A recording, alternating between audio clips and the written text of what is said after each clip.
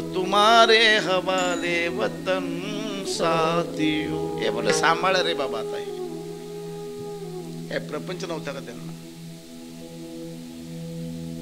जीवनामध्ये प्रपंचाला महत्व नाही दिलं हे लोक. जीवनामध्ये राष्ट्राला महत्व दिलं, राष्ट्राच्या स्वातंत्र्याला महत्व दिलं.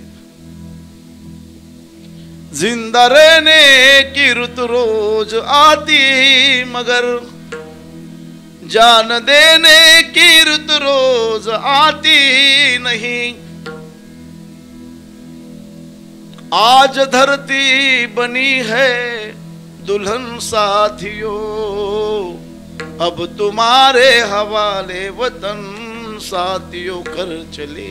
हे बाबा सांभाळायला दिले, फक्त सांभाळा.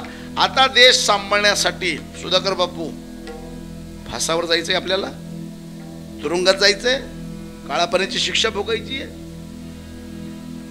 लाठी खायची आहे, बंदुकीची गोळी खायची आहे, काहीच नाही करायचं,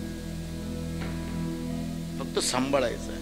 आपण सांभाळला नाही, आपण तोडला. कसा तोडला? कधी जातीवर तोडला,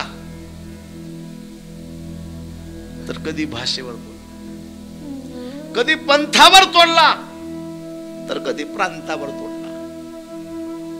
मला सांगा, अरे ये देश किसी एक जाति का नहीं, किसी एक पंथ और किसी एक प्रांत का नहीं.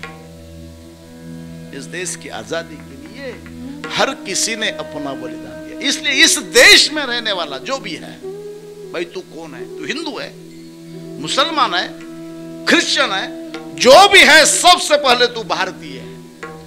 और भारतीय होने के नाते इस भारत में इस धरा को मां कहते, मां, इसलिए वंदन है. म्हणून वंदे मातरम.